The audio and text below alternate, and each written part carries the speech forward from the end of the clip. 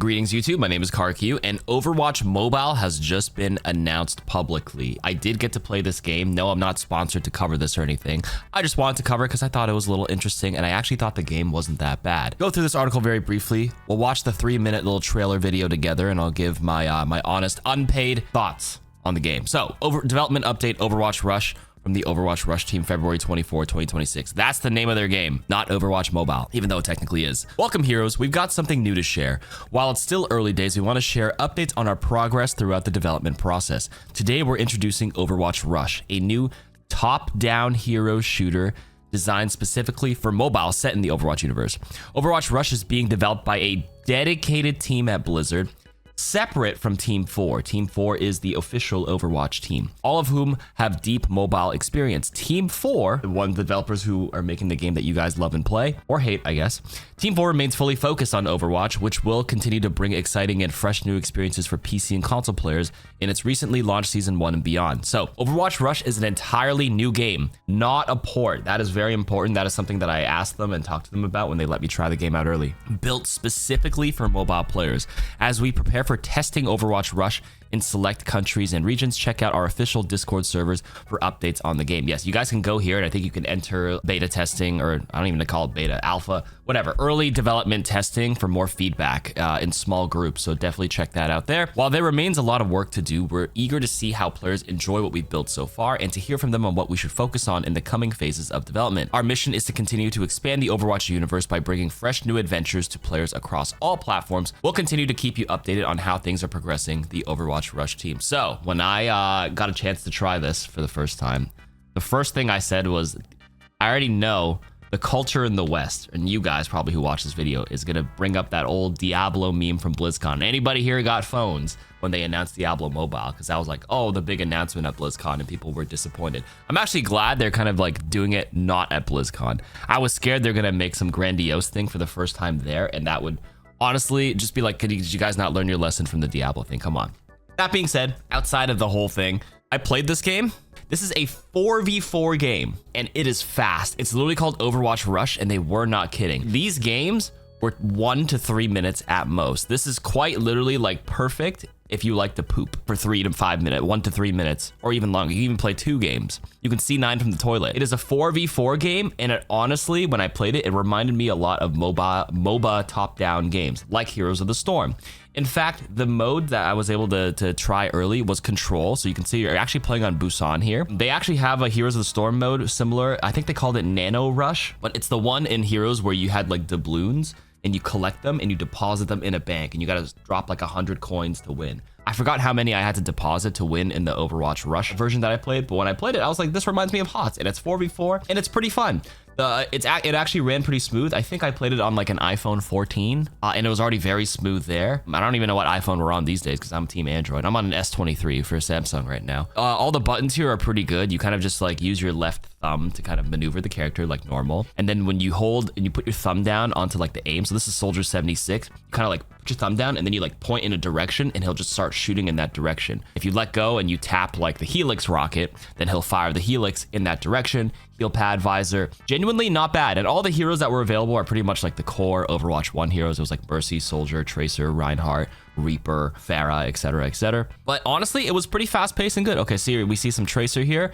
Yeah, you just put the thumb down here, blast them a bit, recall, blink around, and it honestly, the big takeaway point is it still felt like Overwatch, very MOBA-esque, very Heroes of the Stormy, and I personally actually really liked Heroes of the Storm. I put like 100 something hours into that game, maybe 200 hours. I played a lot of Li Ming, which is the wizard from Diablo. My overall initial impressions were that it was actually way better than I expected, and I would have been disappointed if A, they announced it at BlizzCon, B, if it was a straight Overwatch port. Like, we're just playing the 5v5 or 6v6 game mode, but now on your phone. I'm like, why are we doing this? Like, everyone's already playing on console. And C, I think when you have a mobile game like this, people like me in the West, like in Canada, US, we live in like a big bubble where a lot of us, I wouldn't say a lot, I'm not gonna speak for everybody, but I would say the majority of us don't play mobile games as much as people from other parts of the world, like South America and parts of Southeast Asia, where laptops and computers with these graphics cards are not readily available for a lot of people around the world, right? Not everybody can afford these RAM prices and GPU prices these days. So when I went to the Philippines last year, or a couple of years ago, with my wife, it was like mind-boggling to me how popular mobile games are. I don't think you guys understand how big PUBG Mobile is in Middle East, Asia, South America, etc. PUBG Mobile Legends in Asia is insane. That's like a League of Legends looking ass MOBA down there. When I walked on the streets of the Philippines, there's literally groups of like 7 or 8 kids all playing on their phones in a little circle here because they can't afford like having a computer at home, so they only play mobile games. I think this is actually really good to make the Overwatch IP reach an audience that it wouldn't otherwise reach. These kids aren't going to be playing Overwatch out there, at least not very many of them. But like now you get access to the Overwatch IP and the Overwatch universe. They can play this, and this can kind of be the gateway to be like, I recognize Tracer, I recognize Mercy. And then maybe one day down the pipeline when they do get a console or a PC, and they can be like, well, I played the mobile game when I was younger, and now they recognize the characters. It's kind of like akin to, like, this is a pretty big comparison. Let's say like Marvel, right? When you grow up and you find little comic books, you watch the movies, you're just always exposed to Spider-Man, Iron Man, and then one day you get a game like Marvel Rivals, and you can see the success of Marvel Rivals where you're like, oh my god, like I love these characters from all the movies and shows and comics that I watched, and now I finally get a chance to play this game. Or Marvel Rivals, Marvel Snap, and all their gazillion other Marvel games, the Spider-Man games, because it's always the brand and the heroes are always exposed to you. So I guess in a way, this is kind of Overwatch's way to be like, hey, we are the hero shooter of the world, standing the test of time. Not Marvel, but we are the hero shooter. You want to know who Mercy and Soldier is? Like, here we go. And then one day, maybe if Overwatch does like a movie or a show, please make a show happen. I think everyone's been asking for an animated show. You know, the exposure of the IP is really important. That's the big takeaway point. So overall, as long as those conditions are met and it's also a separate team, I think the big drawback or big criticism would be like it would take away from development of the main game that you and I all play. But they did say it's a separate team. It's not a port, and it's kind of unique in its own way. It has that unique Heroes of the Storm mode, Nano Rush, like I mentioned earlier. Obviously has control here, 99% single round. It's quick and fun. Honestly, not that bad. Would I personally play this every day? Probably not. I play the main game, but maybe I probably would have it on my phone and I'd check it out here and there.